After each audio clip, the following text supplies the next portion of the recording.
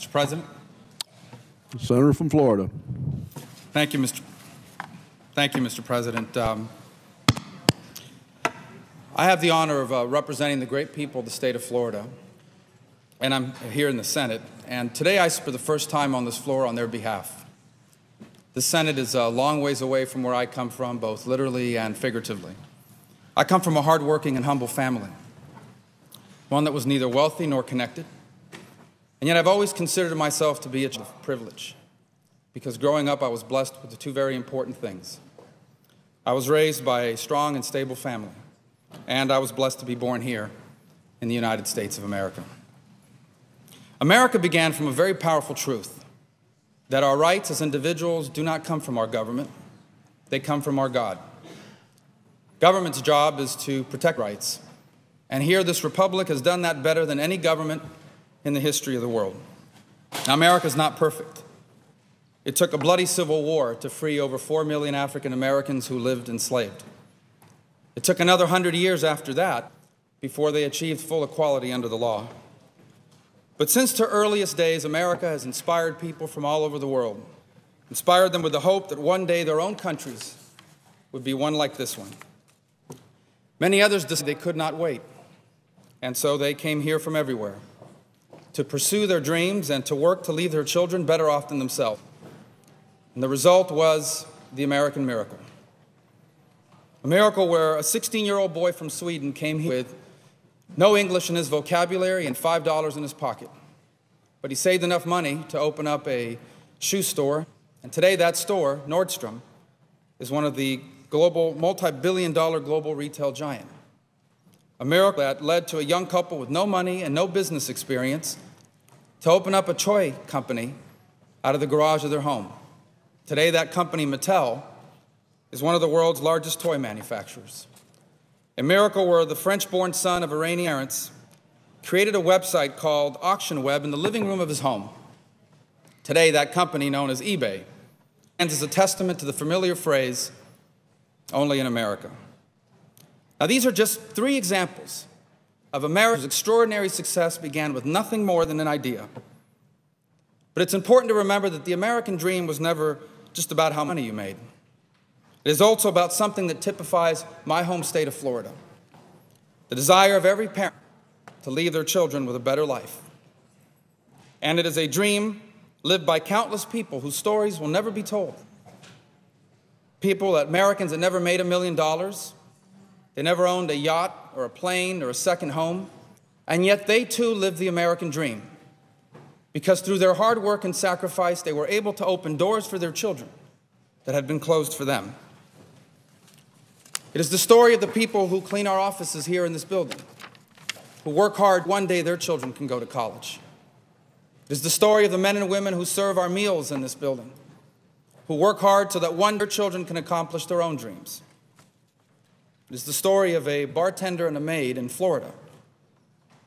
Today, their son serves here in the Senate and stands as a proud witness of the greatness of this land.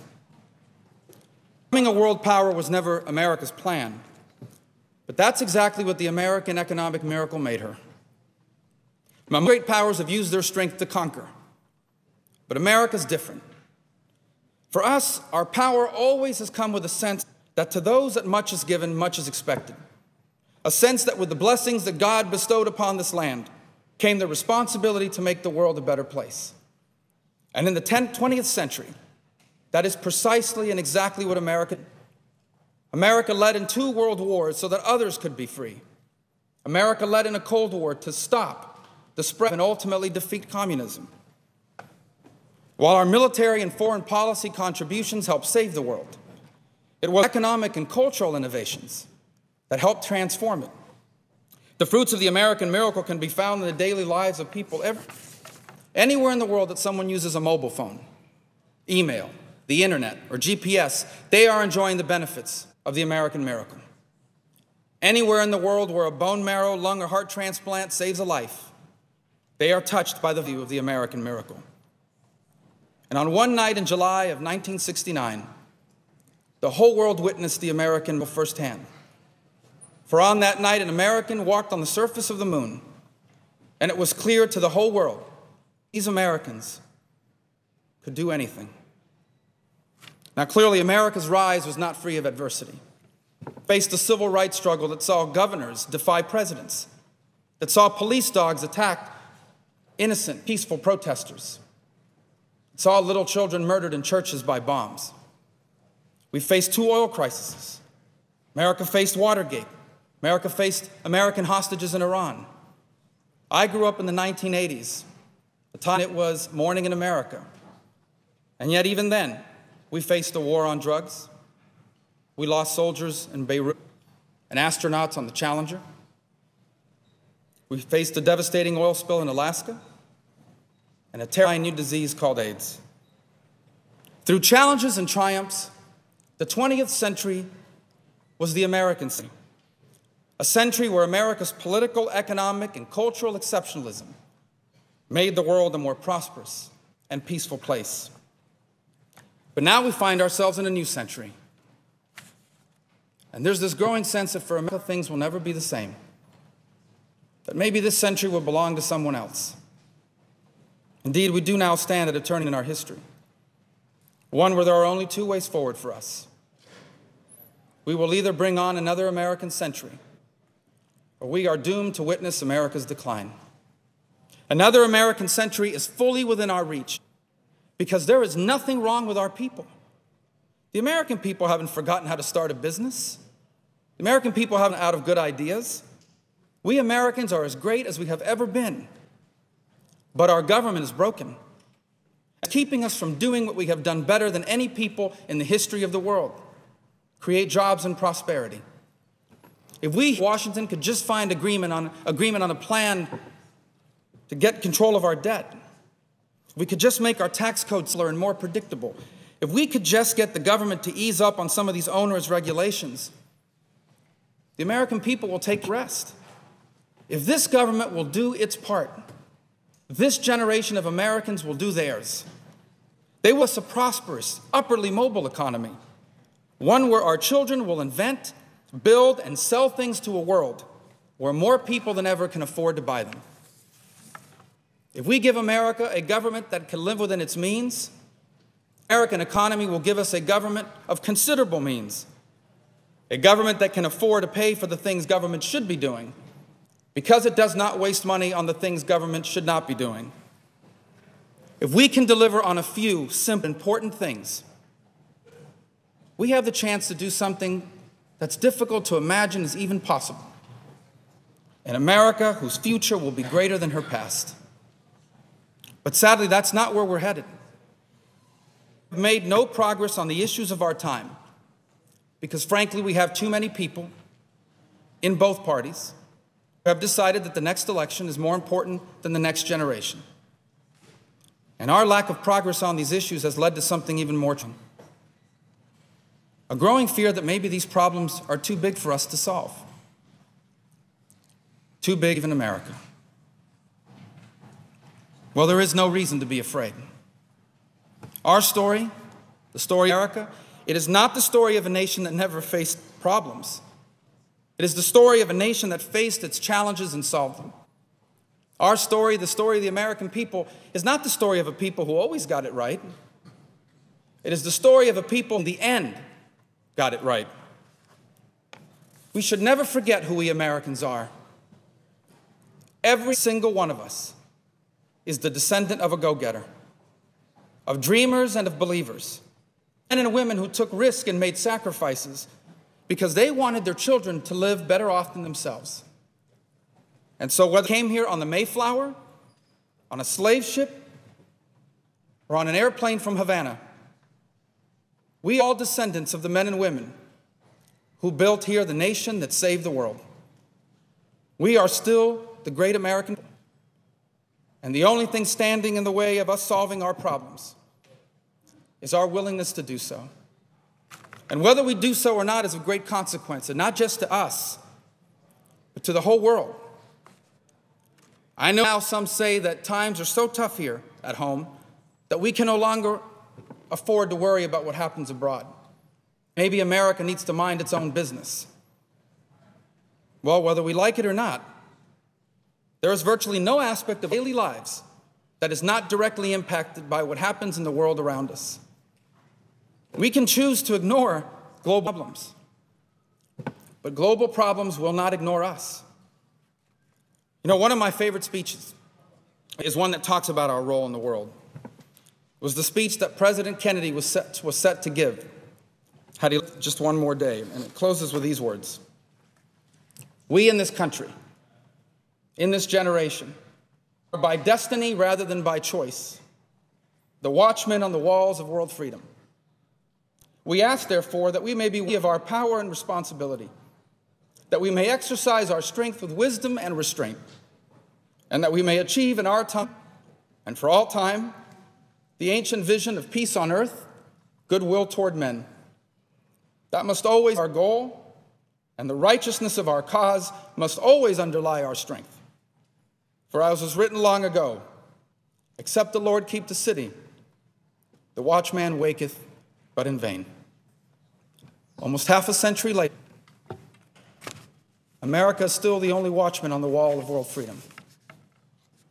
And there is still no one to take place. What will the world look like if America declines?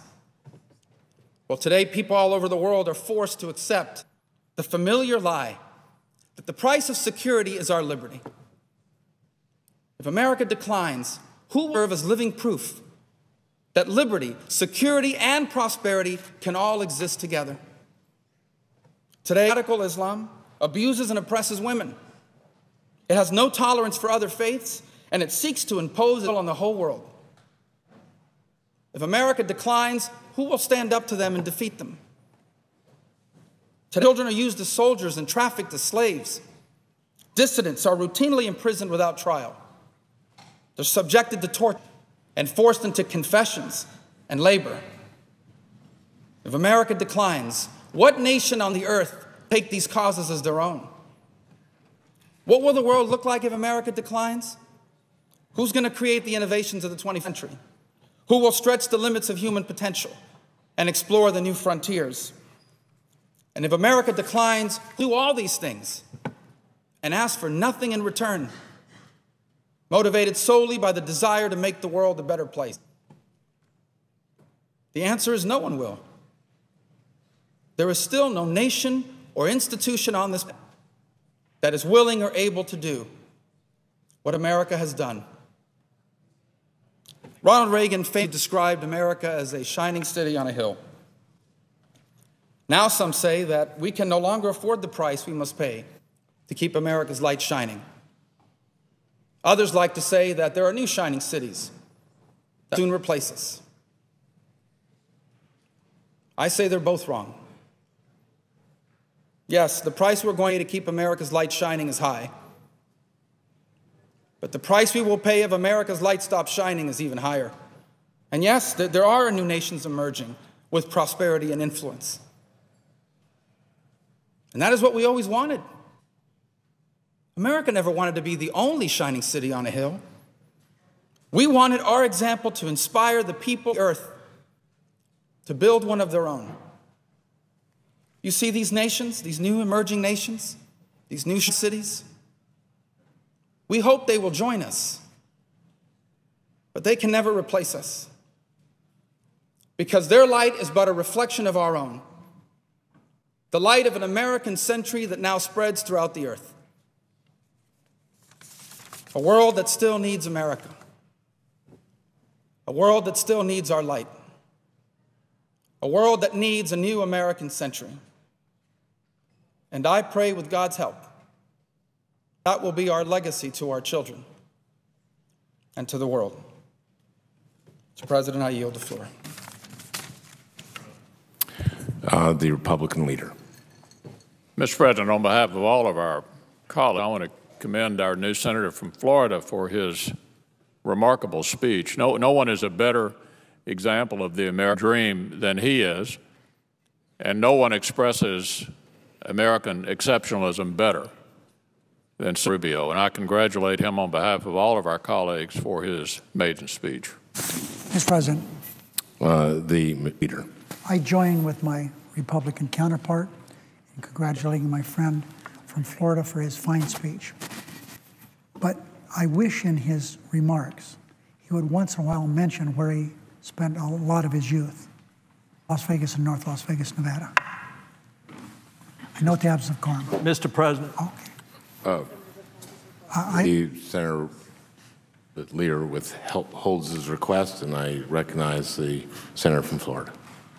Mr. President, I want to congratulate my colleague from Florida, and I want him to know that it is a great pleasure for me to serve with him.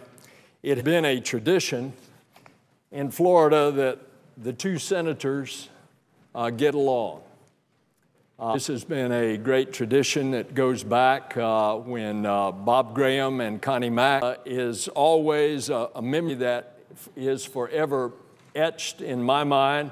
I was in one of those desks over there as a very junior member, and I'll never forget, in the course of my speech, and it was mostly an empty chamber, that I mentioned that it was my maiden speech. And in a few minutes, all of a sudden, those side doors flung open and in strode Senator Robert Byrd. And so here I'm giving my maiden speech, and Senator Byrd is sitting in his seat. And as I finish, he says, "Would the senator yield?" And I said, "Of course I yield to the senior senator from West Virginia." And Senator Byrd, on the top of his head, gives an oration about the history of maiden speeches in the Senate. Now, of course, that is indelibly etched in my memory, and surely the senator's maiden speech today is indelibly etched in his, and I congratulate him. I thank him for his personal friendship. I thank him also for the privilege of the professional relationship that we have. Senator from Milwaukee. Mr. President, very briefly, I've come to know Senator Rubio. We have early morning seminars, and we've come to know one another a little better, and hope that that continues. But I want to especially thank you for that speech, because it was clearly a speech with a lot of personal reflection, your own life and on the life of America. What you said will endure. There are things in there that we all should remember about this nation and about our responsibility as senators.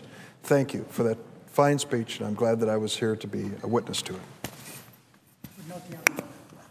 Clerk will call the roll. Mr. Akaka.